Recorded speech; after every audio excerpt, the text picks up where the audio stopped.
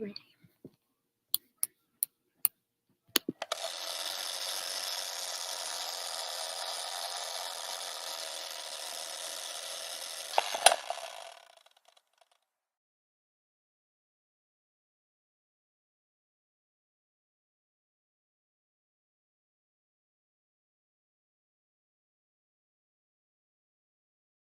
With your host, Lady ReShell. Hello. Welcome to Warriors Talk with author and founder Lady ReShell, where we move away from awareness towards action. It is Health and Wellness Monday, and our topic for today is: are you doing enough to reduce your risk of cancer? We are live on Intellectual Radio. We just heard from the Drive F5 with Roman. Keep it locked right here on Intellectual Radio and allow us to feed your brain. On the last episode of Warriors Talk, Rizal and I discussed part 2 of Signs They Are Not the One. Head on over to YouTube and type in Intellectual Radio. Stay connected for any episodes you may have missed. The quote of the day is: we hold our own destiny 3 times a day, and the choice we're making when we're sitting down to eat breakfast, lunch, and dinner. Here is your trending topic for today. According to Chicago's WLS, people were reportedly jumping onto cars and throwing bottles at the Chicago police overnight into Monday. A mass arrest began around 1:23 a.m. in the 3000 block of North Clark Street near Hostage in the Lakeview neighborhood. It is unclear how many people were injured or if the officers were hurt. I didn't want to go out of my apartment, said a Lakeview resident. The city celebrated the 53rd annual Chicago Pride Parade in the Lakeview neighborhood on Sunday. The parade ended at 1 p.m. At one point later in that day, police flooded the area of Clark Street and Belmont after reports of people fighting on the bus. There were multiple reports of people dancing on the CTA buses and crowds moving onto the side streets. It was not the people celebrating pride, according to one witness. It was also something that he thinks was a determinant that this is about the whole issue. According to the 44th Lord Alderman Larson, he expressed disappointment in a statement. And he said, following the parade's conclusion, he was extremely disappointed to see disruptive action in the neighborhood in the early morning hours. He was grateful for the Chicago Police Department for their quick and decisive action that limited damage and kept people safe, and the Streets and Sanitation Department for their great work at cleaning up the neighborhood. He looked forward to meeting with the city's department and the stakeholders in the coming days to discuss how they can continue to improve the parade for the participants, the attendees, and the neighbors to prevent these disturbing actions from occurring in the future. That is your trending topic for today. If you are tuned in on any form of social media, do me a favor, like the show, share the show, invite someone else in on the show that you feel may benefit from this valuable information. Our topic: are you doing enough to reduce your risk of cancer? And I feel like this is a question that we can all ask ourselves at one point in time in our lives, because we keep hearing individuals being diagnosed with cancer. So, according to statistics, they said 1 in 2 people will be diagnosed with cancer in their lifetime, which that number to me is pretty high. So I feel like this is something that we should not continue to be quiet about, that we should have conversations about it, just so individuals can be aware of what we're dealing with when it comes to cancer.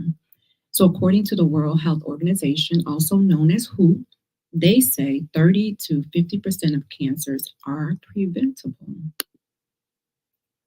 And in 2020, the National Cancer Institute reported that there was almost 20 million new cases of cancers and 9.7 million cancer-related deaths. And this is worldwide. They are expecting by 2024, according to the National Cancer Institute, that the number of cancer cases will increase. And then again, as the world increases, so does the number of cancer cases. So 29.9 million, they expect it to increase. And out of that, 15.3 million deaths.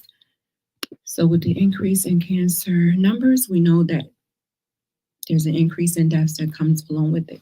But according to the Mayo Clinic, they say that up to 70% of cancers can be prevented if you adopt a healthy lifestyle. And we keep hearing this, a healthy lifestyle, right? What exactly is that?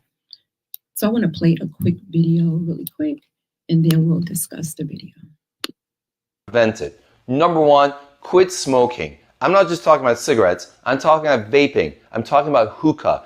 Anything that does not belong in your lungs, cut it out. Number two, eat right and exercise. Obesity has been linked to several different types of cancer. Get that weight under control and get in the gym, guys. Many other benefits with it. Number three, avoid processed meats. The World Health Organization actually did a study that showed that salami and all these different types of bacon and cured meats increase your risk of colon cancer. That is correct. Cut these out of your diet and you will live healthier.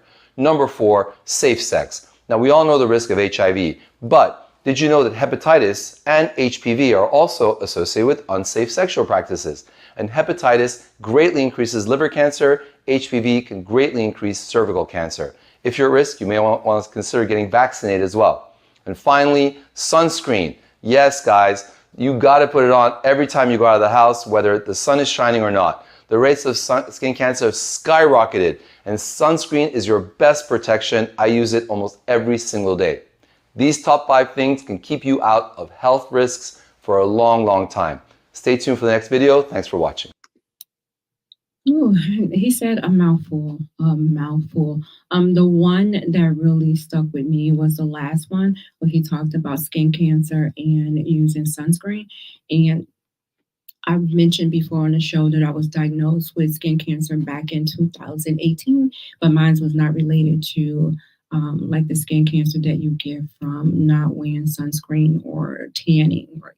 So it was totally different, a more lighter, less dangerous version of skin cancer. So skin cancer is real. So I would encourage you to please, if you're going out, even if you have melanin in your skin, because a lot of times we feel like because our skin is darker that we don't need any sunscreen on. Yes, it's true that it takes the sun a long time to penetrate our skin than it does Caucasian skin, but it still happens. So don't take it for granted. Slap that sunscreen on you and your babies and go out and have fun. And right now they have sunscreen that's incorporated into things that we already wear. So if you wear makeup, sometimes just buy the one that has the sunscreen built in. Even for the lip gloss, it has it already built in so that you don't have to think about it. You're already protected.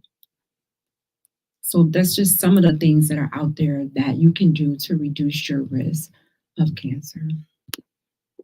So worldwide, cancer is the leading cause of death. We know here in the US it's heart disease, and cancer is right neck and neck with heart disease. So maybe in a decade later, cancer would be number one in the US. But right now it is the leading cause of death in the world. And the ones that are most common, that people are most commonly being diagnosed with is breast cancer, lung cancer, colon cancer, colorectal cancer, prostate cancer, rectum cancer. So if you have any of these cancers that run in your family, make sure, I always say, you should be approaching the doctor first to let the doctor know, okay, these things run in my family. When should I be getting tested, or should I be concerned about these things? Are they hereditary? How many people in your family have been diagnosed with these different diseases? At what age did they get diagnosed? Because the younger they're diagnosed, then the doctors are going to be concerned about you may be possibly getting this disease. So make sure, again, if you have these in your family, that's a conversation with your doctor. That should be part of your screenings coming up. doesn't matter what your age is. If it runs in your family, you should be pushing to get some type of screening, whether it be them just monitoring you, you're getting a mammogram, you're getting different tests done as it relates, excuse me, as it relates to the different cancers that I just mentioned. But there should be some type of talk with your doctor about it if it runs in your family, or if you're just concerned about it. Sometimes we have concerns and we don't know how to address it or do anything about it ourselves. So talk it over with the doctor. It could just be all in your head, because right now cancer is just all around us, and it would make you think like, oh, wait a minute. If my brother got cancer and my uncle got cancer and my aunt got cancer, like, am I next? So if it's a concern of yours, or even if your friends are getting cancer, like, clear your head and talk to your doctor. Get that stress up off you. So how can you reduce your risk of cancer? What are some things that you can do? Well, scientists at Harvard School of Public Health, they estimate, now here's another percentage, they estimate that up to 75% of American cancer deaths can be prevented. And they're giving us the 10 commandments of cancer prevention. Now, the title of the show is not prevention, and I did that purposely. I used the word reduce because when you say, are you doing enough to prevent your risk of cancer, then the people who had cancer will be like, so are you saying that I didn't do enough to prevent my cancer? Like, what does that mean? So I didn't want to, like, I took offense by it because I'm like, okay, what does that mean? I did something that I did not do something to prevent? Like, so I said reduce, because reduce is saying that you're not eliminating your chances altogether. So we know that we cannot eliminate our chances of getting cancer 100%, but we can reduce the risk of us ever having to deal with the disease. And a lot of times, if we're not reducing it, we're prolonging it, because the older you get, according to statistics, cancer is more prevalent.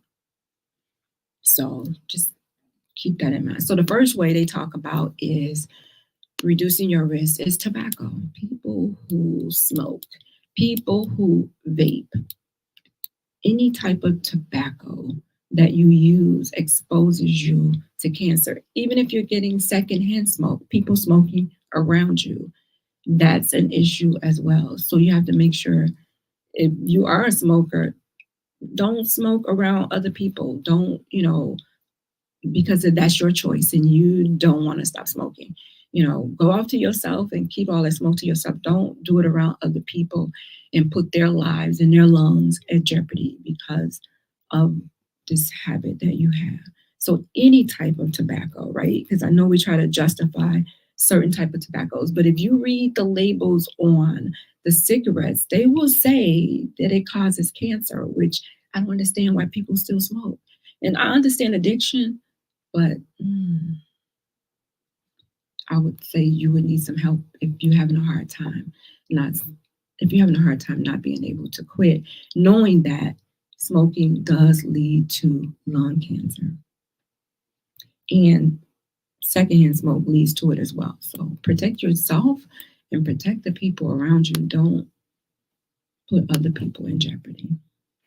And number two, the second way to reduce your risk of cancer is to eat properly. Reduce your consumption of saturated fats. He talked about red meats, any type of processed meat, sandwich meat, hot dogs, any type of processed meat that you get in a packet. It's been frozen. They put these preserves on it to make it last a long time. Then they call it a class 1 carcinogen, which means it's linked to causing cancer. So as less of it as you can eat, then do that. It puts you at risk for colon cancer, and it puts you at risk for a more aggressive form of prostate cancer. So what you want to do is just try to incorporate more fruits and vegetables in your diet. So especially while you're eating, your plate should be more fruits than it is meat. They say if you ball up your hand, then that's the size of the meat it should be on your plate. Just put more fruits and vegetables on your plate or incorporate it in your diet. Even if you have to do it, I like to get my stuff fresh, but if you don't have the time to eat it fresh, you can also put it in a shake. You can do it that way and drink it throughout the day. At least you're getting it in your body and it's helping that red meat, that processed meat is helping it flush your system, right? Because if you're eating that meat and then it gets stuck to the walls and it builds up in there, and that's where a lot of that blockage come from. So, but if you're eating fruits and you're eating vegetables, what does it do? It passes, it slips right on through, and it'll help pull some of that other excess things that are not good for you and pull those through with it. So, I would say some people will try to do everything at one time. Don't do it. Just try to do a little bit at a time, whatever is comfortable for you that would make you stick to it and be consistent. So if one week you have to give up pork chops, incorporate something else into your diet. The next week you do hot dogs. I don't know why anybody will eat hot dogs, but just if you have to give it up, give it up. Find other things that you can eat instead of it. I'm a person that even though I'm a vegan, I don't eat vegan processed meat either. I figure like if I'm giving up meat, then why am I substituting it for another form of so-called meat? So I don't eat it at all. So I would say do what's best for you and whatever is going to get you closer to your goal of eating properly. And that may look different for everybody. What's proper for you and your height and your body may be different for somebody else. So don't compare yourself to what somebody else is doing. And the third one is so important is regular exercise. And I feel like this one is probably the easiest one, especially if you're healthy and you're mobile and you can move around. Physical activity has been linked to reducing your risk of cancer. So if this is something that you can do to reduce your risk of cancer, which also reduces your risk of mortality from cancer, 150 hours a day, according to the American Heart Association, is all that you need. And at least they say 2 to 3 days of strengthen exercises, because as we age, we lose muscle mass, right? Once you get into your 40s, you start losing muscle mass. And if you're not doing anything to maintain that, then you hear people having frequent falls. They hurt their hip, and now you see them walking with a cane. They can barely bend down to pick up anything, reach up to get anything. You're calling your kids to go in the cabinet to get stuff. Like, exercise is for you to be mobile, to improve and increase your mobility as you age. You want to be able to be active and, again, do stuff not for yourself and for the people that are around you that you're taking care of. So I think a lot of times we really take exercise for granted, or we say, oh, I don't have time to do any exercise, but you're going to have time to take that medicine later because you're not going to have a choice. Not going to have a choice to take it. You either get your medicine now from your food and your exercise, or you can get it later from the doctors when they say you don't have a choice. Hey, Tia, thank you so much. I appreciate that. So you can get it now. Why not? They say food is medicine. Exercise is medicine. It releases something inside of your body when you exercise. And it helps when you're not overweight. It helps you to ward off different diseases, not just cancer, but other diseases. We know that type 2 diabetes is so prevalent in the African American community. When type 2 diabetes is reversible, you don't have to have it. It may be genetic. It may load the gun, but you don't have to pull that trigger with it. So that means you have to do what you need to do to make sure that you don't have it. It's ways that we can take care of our body and not have to pump it with all of this medicine. And I know some people need medicine because I have a daughter that's a diabetic, type 1 diabetic, and her body doesn't produce insulin. And so she needs the insulin. So would I tell her to stop taking her medicine? Absolutely not. Absolutely not. Not unless they come up with something to where she doesn't have to take it. But no, she needs it. Type 2, we know your body makes it. Sometimes you don't know what to do with it. So just little things that we can do, staying within our weight class. The body mass index is a big thing that I think a lot of times we don't know. I can remember going to the gym, like for a membership, and they always give you this little machine that you hold, and they can, I don't know how, can tell what your body mass index is from that little machine, right? You don't even have to get on a scale. And they tell you what it is, and they tell you, okay, you need to lose such and such. Like you need to stay within this weight class because of the body mass index. And I'm just like, how can you even tell from me not even getting on a scale? I think sometimes we get confused with, oh, I'm not that heavy or I'm not that heavy.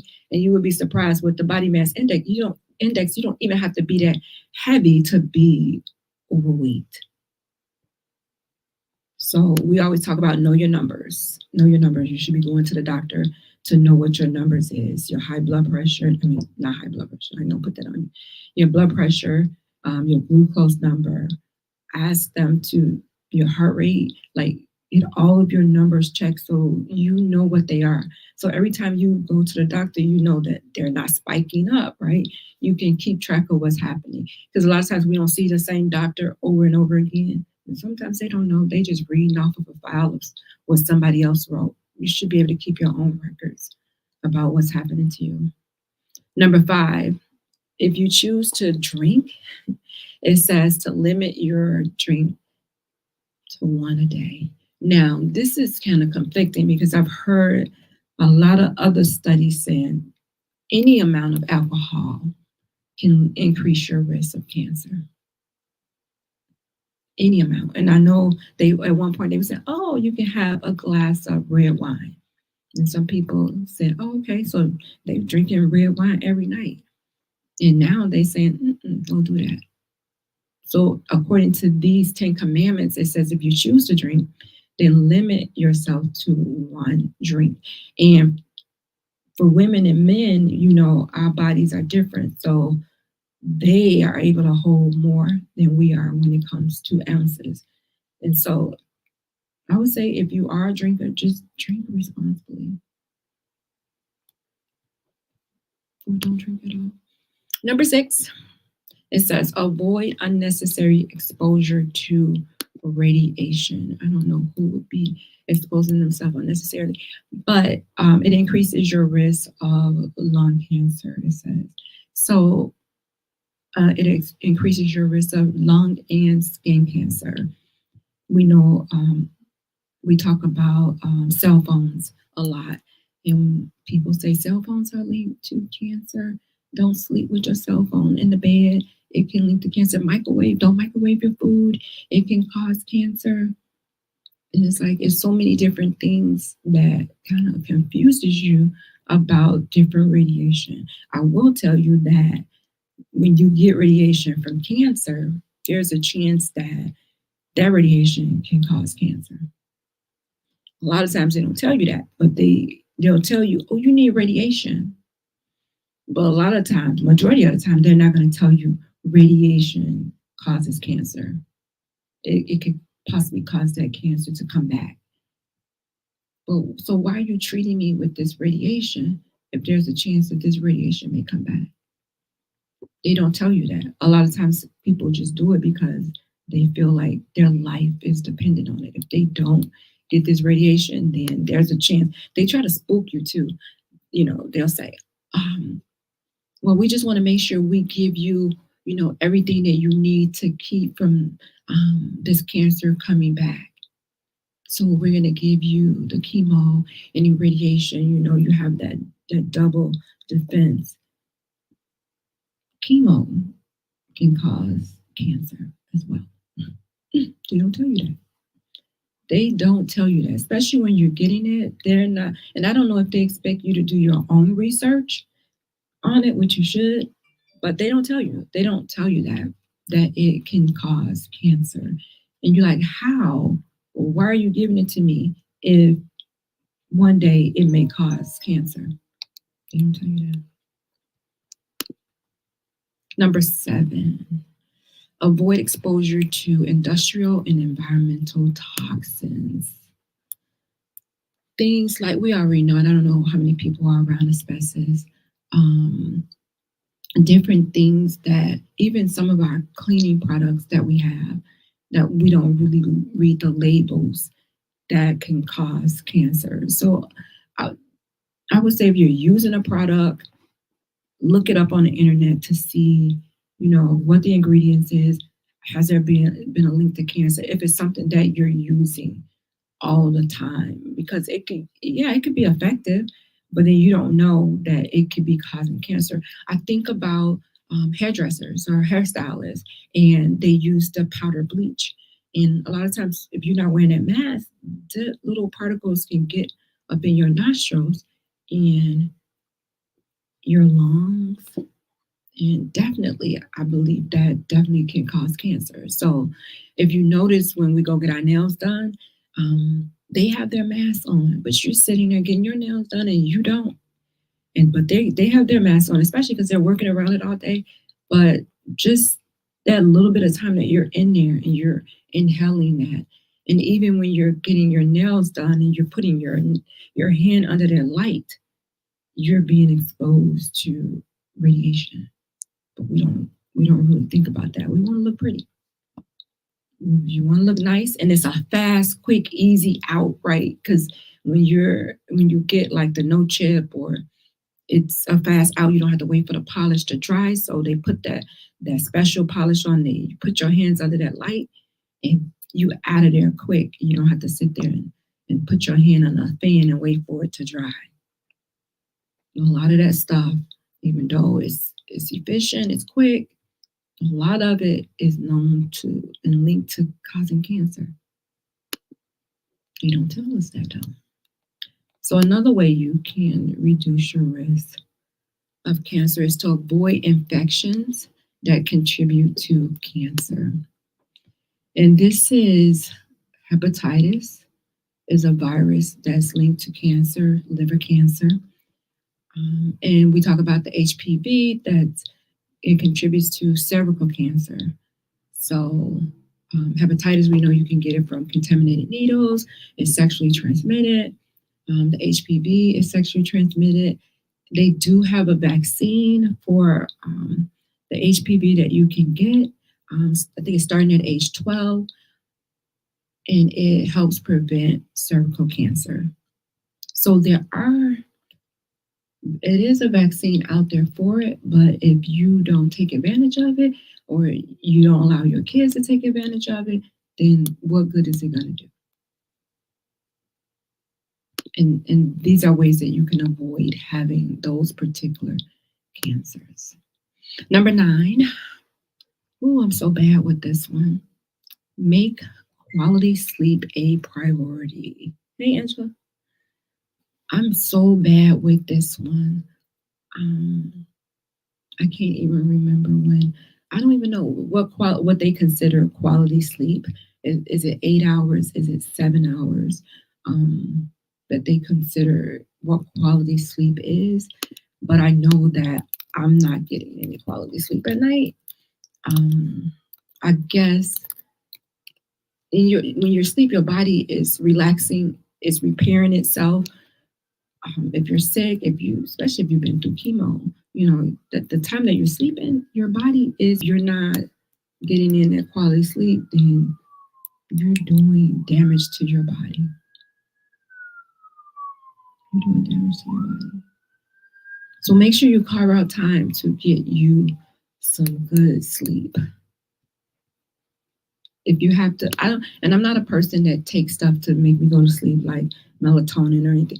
I'm the type of person that, and this is probably a bad thing too, as soon as I hit the bed, maybe a couple of seconds later, I'm out of there. So I don't hit the bed until I'm really sleepy, and then it doesn't take me no time to fall asleep. Number 10 is get enough vitamin D. And how much is enough vitamin D? Well, according to the experts, they say 800 to 1,000 units a day is enough. It's the goal, which they say is nearly impossible to obtain through a supplement. And so we know we can get it from the sun. That's one way to get it. But there also people have been saying that vitamin D is either increases your risk of cancer, and some people say that it reduces your risk of cancer. But I will say that you have to go to the doctor to get your vitamin D levels checked before you start taking supplements. So a lot of people will be like, oh, they hear a conversation, they're like, oh, well, I'm about to go increase my vitamin D. No, you need to find out what your levels are with the vitamin D first to even know if you need to increase your vitamin D. Don't just start taking vitamin D, and then because too much vitamin D can be an issue as well. So don't count on the supplements as well to get all the vitamin D you need. Go out into the sun for a limited amount of time, and you can let your skin soak up the sun. That's one way to get it. Angela said it's actually 8 hours. I don't remember.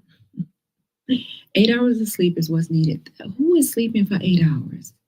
Like it's who? It's a lot of stuff that could be done while you're sleeping. That's a long time to be sleeping. But I would say your body, I would say get the amount of rest that you need at night, right? To be able to function during the day. 4 hours, that doesn't seem like enough. 5 hours doesn't seem like enough. I can function off 6 hours. A lot of times my body will not sleep past the 8 hours. I have to be really tired to sleep past 8 hours. Like my body is not used to it. And maybe because I'm just not used to sleeping 8 hours, but my body is like, girl, it's time to get up. Like, no, who's sleeping this long? So let's talk about screening tests. They say the earlier you get screened, right? Early detection, save lives, early detection. If you feel any symptoms from any diseases, go in right away. I would say if you're feeling symptoms, it's probably not early detection. Early detection is probably you not feeling any symptoms. If you're feeling symptoms, 9 times out of 10, it's probably done already started progressing. Angela said it causes severe headaches if you're not used to getting, if you're not getting 8 hours. Girl, I don't even get headaches. She said it causes severe headaches if you're not getting 8 hours. Thank God that I don't get headaches. That's not my case. I don't get headaches when it comes to not sleeping. But I would say, if you're not getting good rest, that you're not able to be as sharp as you should be, right? Some things you're going to miss because you're not focused. Your body is not well rested. So make sure you're getting to sleep. Now, I don't know about 8 hours, but I was saying get some good rest. I just can't do 8 hours. I'm sorry. I can't get 8 hours. So let's talk about the word caution, right? When you hear the word caution, it's telling you to be careful. Something is ahead. You need to brace yourself, right? So we're going to talk about the C in caution. And the C in caution as it relates to cancer is if you have a change in your bowels or your bladder habits, then that's something to be concerned about, that you should be talking to your doctor about to see what's going on in your body. right? I know a lot of times we take it for granted and we just be like, I don't even know if people use the bathroom and you turn around and look at it, or you just wipe and flush. I know that's gross, but you should inspect, look, maybe. I don't know if you have to do it every time you use it, but it shouldn't be a week going past as you ain't looked in the toilet and be like, oh. You're looking to see, it could be blood in your stool. It could be anything. It could be black stool, which means blood is really in there, right? But you could see like the fresh blood. I mean, and then you need to be able to tell the doctor, oh, this is what I saw. But if you never look to see what it is, then you're gonna be like, oh, well, there's nothing wrong with my bladder or my bowels. Like, you gotta look. It's your body. You gotta look and see what's going on. You can look up a meme, and the meme I know this probably sounds gross, but the meme has I think 8 different types of poop. And it tells you like what's going on in your body if you have these type of poops. Angela says your urine is too dark. Yeah, if you look at if it's really dark yellow, then you know you ain't getting no water. You probably dehydrated and you need to hydrate yourself. Right. So just little things like that you need to, if it smells, like if you got a strong urine smell, you need to do something, pay attention to that. A lot of times sometimes I think we just be in a hurry. Cadillac said, I can't do 8 hours either. I swear I can't. I don't know. I don't even think I've ever, maybe as a kid, because I probably didn't have a choice, but not now. Okay, the A in caution says if you have a sore that does not heal, that's something to be concerned about. And it could be a sign that you have cancer. Or you could be a diabetic, because sometimes diabetics have sores that don't heal. So think about that. So don't go running around like, oh, I got cancer, this sore on here, because you could be a diabetic. The U in cautions, unusual bleeding or discharge. Now it says unusual bleeding or discharge. If you know maybe a lady who may be in menopause and you haven't had your period in years and all of a sudden you're bleeding. If you are a male and you're bleeding from the rectum, that's not normal. That's something to be concerned about, right? It's a caution sign to be worried about. And the T in caution is thickening or a lump in the breast or anywhere else on your body. It's your body. So, when you shower, inspect your body. And we always say, know your normal, so you know when something is not normal. As long as you are paying attention to what's going on with your body, then you'll know, oh, wait a minute, that wasn't there last time. And then I always say, wait 3 weeks. If it's still there, then it should be something you should be talking to your doctor. Angela said they also bruise very easily if you're diabetic. There you go. If you're noticing that you're bruising easily, that's something to be concerned about. The I in caution is indigestion or difficulty swallowing. And it's not a sore throat, right? But you're having troubles.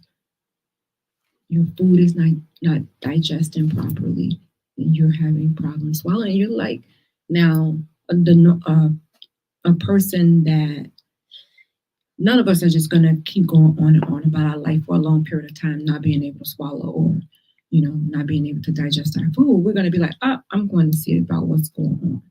So for that one, that's kind of like obvious. And we talked about the skin cancer earlier. It says obvious change in a wart or a mole. So if you have a wart or a mole on you, and it's been there for a while, and then all of a sudden it started to change the look, the shape, that's something to be concerned about. I would say go and see a dermatologist so they can look at it, biopsy it. Again, this is You're one body that you get. And if you're looking at your body, and if you already have moles, I would just say know where they are, right? So that you know if something new comes about, and then you can address it. The N in caution is a nagging cough, or you have hoarseness in your voice. Have you ever heard of a person always sounding hoarse? Like, what's wrong with them? Not to say they have cancer, but if you have this nagging cough and you don't have a cold, and it's been there for a long period of time, then that's something that you should be cautioned about, and you should be talking to your doctor, bringing it to the doctor's attention. So let's talk about some of the myths that are out there about cancer. Sugar feeds cancer. So some statistics say there's no evidence that sugar directly feeds cancer. And when you think about it, everything we eat turns into sugar, right? Because we need that sugar for energy. So is it just the processed sugar that causes cancer? Is it also when we eat fruits and vegetables, when we eat other foods that turn into cancer? Um, it's something to be concerned about. And I would say we should be limiting our sugar intake anyway, right? We should not be overly sugaring our food or salting our food. Either way, I would say don't panic when it comes to you thinking about this sugar feeding cancer. I will say when they give you a test and they want to know where the cancer is, they give you this glucose to swallow. What is it? It's sugar, and it goes right to where the cancer is. So I think that's why a lot of times people say that, which is kind of weird that they do that, but then they don't want to admit that sugar causes cancer. Artificial sweeteners, they say, increases your risk of cancer. They're saying that there have been so many studies done and they have not come to that conclusion. Angela says, I get so tired of hearing that about sugar is cancerous.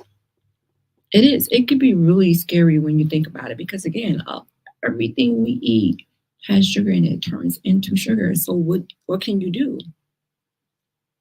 I would say limit your intake of sugar. Instead of grabbing for that candy bar, get a fruit, some type of fruit. Like limit your sugar intake. I didn't say restrict because sugar is almost like it's like cocaine. You try to limit it, you're gonna have these craving withdrawals. I did it for 30 days, and oh my goodness, it's a drug. And then you try to wean yourself off of it, you are going to feel those effects. Another myth they talked about is fasting reduces cancer risk. And we hear that all the time. Oh, girl, just, you need to fast a couple of days a week, fast for like 12 hours, 72 hours. It's going to rid your body of cancer. Now, fasting is good for your body because you need to give your body a break from it having to work to digest food all the time. So you should be giving your body a break. But they're saying that there's no evidence that fasting reduces your overall risk of cancer. Plant-based diets reduces your risk of cancer. That's what they're saying, right? But they're saying there's not enough evidence to support this. And you should be eating a healthier diet. But people who have a plant-based diet also get cancer. Yeah, they do. Some people will tell you to avoid carbs altogether. Don't do carbs and you won't get cancer. Well, they say your body needs the carbohydrates again for energy. So you have to be careful about all of these different solutions to cancer that are out here. Angela says you need to decrease your sugar intake. I'm working hard as heck on this. She's working. It's hard. I'm telling you, sugar is like a drug. It's like a drug. They said attitude. Attitude determines your risk. It says there's no convincing scientific evidence that a person's attitude can reduce their risk from developing or dying from cancer. It's not.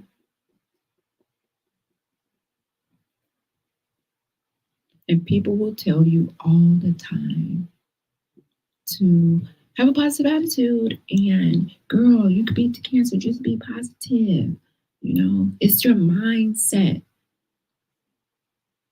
While those cells are still multiplying and dividing in your body. And yeah, you should be positive. You should have a positive attitude, regardless if you have cancer. Hey, Tangelia. You should.